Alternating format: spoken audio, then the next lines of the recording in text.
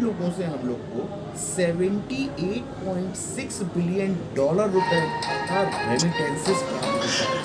Hello everyone, this is Satish Kumar. आप सभी का ज्ञान गंगा कोचिंग इंस्टीट्यूट प्रयागराज में मैं सतीश कुमार आप सभी का तहे दिल से स्वागत करता हूं।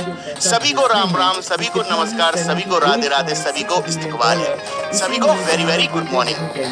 उम्मीद है कि आप सभी लोग स्वस्थ और मस्त होंगे और सीखने सिखाने की प्रक्रिया में मैं सतीश कुमार आप लोगों के लिए लेकर आए हूं आज बाल विकास पर स्पेशल लेक्चर।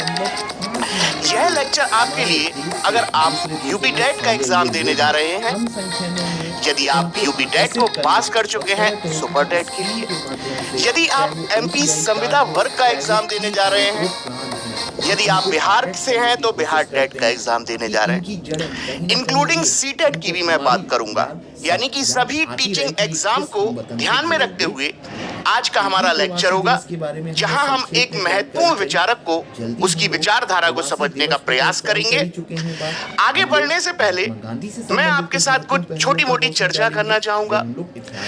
बेटा, हम सभी लोग मानव जाति के हैं और मानव जाति की कुछ ना कुछ बेसिक आवश्यकताएं होती हैं। जैसे मैं आपसे कहूं, रोटी, कपड़ा, मकान।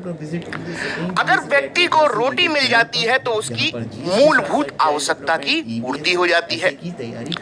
अगर उसको कपड़ा मिल जाता है तो तन को ढकने के लिए सुरक्षा मिल जाती है। यदि मकान मिल जाता है, मकान यानी कि अर्थात आपका बसेरा जहां पर आप रहते हो, तो बरसात से ढकने के लिए आपको घर भी मिल जाता है, जो आपको बरसात से ढकने में सुरक्षा प्रदान करता है।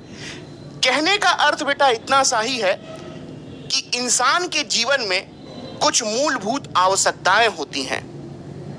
सबसे पहले अगर कोई मूलभूत आवश्यकता अगर व्यक्ति के जीवन में होगी तो वो सबसे पहले आपकी रोटी है। रोटी यानी कि भोजन। अगर भोजन ही प्राप्त नहीं होगा बेटा, उसकी पहली ही आवश्यकता पूर्ति नहीं होगी, तो वो आगे की आवश्यकता को प्राप्त करने के लिए अपने आप को स्वयं को मोटिवेट कैसे करेगा? क्योंकि कहना बहुत आसान है कि हम अपने जीवन के लक्ष्यों को प्राप्त करने के लिए मोटिवेट अपने आप को करना चाहते हैं, लेकिन बिना बेसिक, जो बिल्कुल बेसिक आधारभूत जो चीजें होती हैं, उनकी पूर्ति नहीं होगा तो व्यक्ति अपने जीवन के जो आगे के चरण जो होते हैं उनमें प्रवेश नहीं कर पाएगा। चरण यानी कि आवश्यकताएं। बेटा, मनुष्य एक सामाजिक प्राणी है। जब उसको भोजन मिल जाता है, कपड़ा मिल जाता है, मकान मिल जाता है, तो हम बहुत अच्छे से जानते हैं कि मनुष्य जो होता है इस समाज में अकेला नहीं रहता। उसे समाज की कुछ ना कुछ आवश्यकताएं जरूर देखने को मिलती हैं।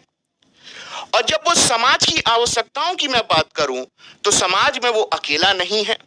उस समाज में उसका परिवार है, उसका कुनबा है, उसका गांव भी है, जहां पर उस समाज में वो अपने संबंध स्थापित करता है।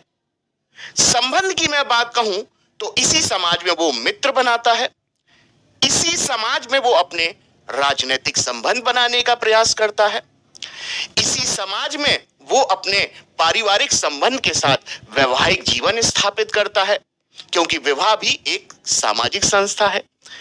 कहने का अर्थ इतना सा ही है कि मानव की आवश्यकताओं का एक क्रम है, जिसे हम लोग पदानुक्रम के नाम से भी जानते हैं।